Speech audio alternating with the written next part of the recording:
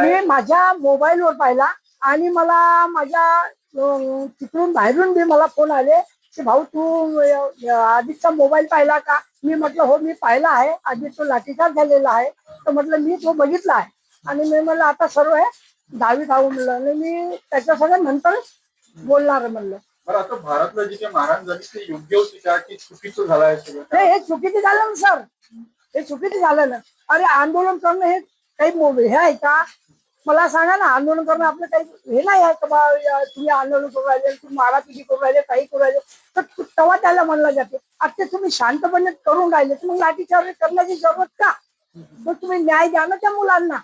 तुम्ही भारतला वापस बोलवणार आहे की त्याला आंदोलन करू देणार आहे? नाही, त्याला तिथं बरोबर झाली असेल त्याची तब्येत वगैरे चांगली असेल तर त्यानं तिथे राहावं करावं ते आपलं काम. आमच्या इथे बी येऊन सगळं तो हेच काम करणार आहे, पण तिथं राहील तर त्याची पुन्हा ते सपोर्ट होऊन द्या लोकांना, सर्व लोकांना मुलांना सपोर्ट होते, एकामेकाची हिंमत चालते.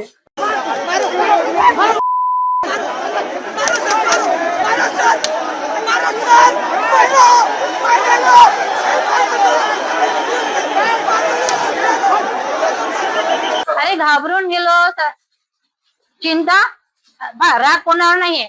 राग म्हणजे ए टू झेड मंत्री, त्यांनी पोलिसांना सवलत दिली, इतकं ढोरावानी मारलं का त्याला विचारा नको.